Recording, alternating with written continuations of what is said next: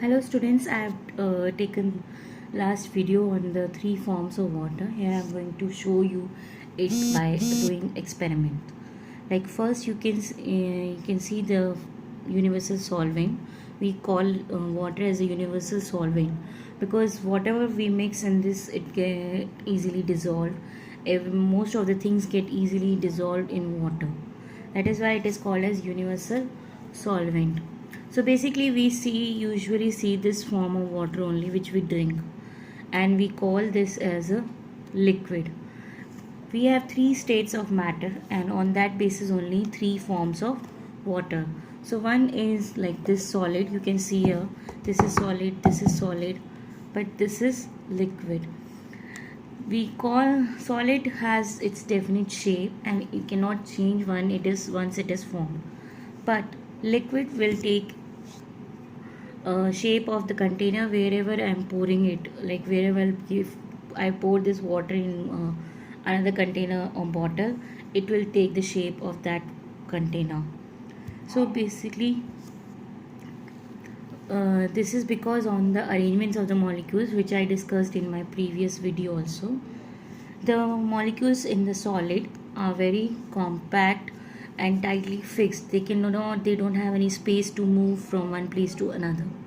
Whereas in liquid, the molecules are not so tightly packed. This happens because when we heat the solid, not I'm talking about this, the solid form of water which I'm having is that, like I'm having all the three forms of water with me. You can see here, this is a solid form of water.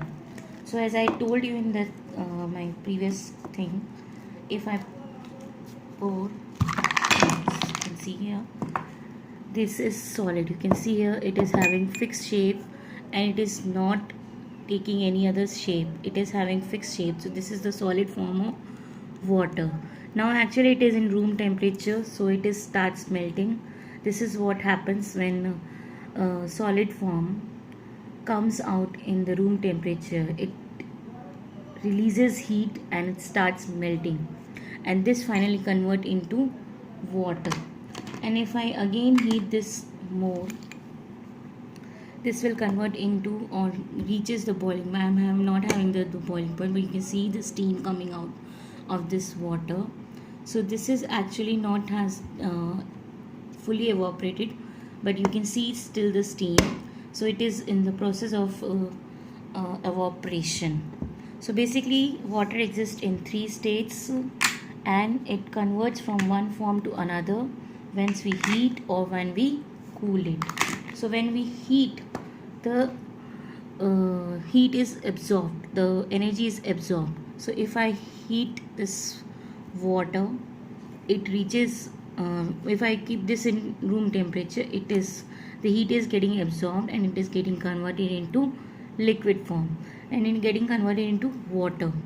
So when I heat it more, it again absorbs more heat, and then it converts into the steam or the water vapor form, the gaseous form of the water. So, and when it reaches its boiling point, it completely evaporates. This water will completely evaporate if I keep on heating it. This is what happens in water cycle also, because due to the heat of the sun, the water in the rivers get completely heated up and absorbed by the heat is absorbed, and completely the water converted into gaseous form. It becomes more light.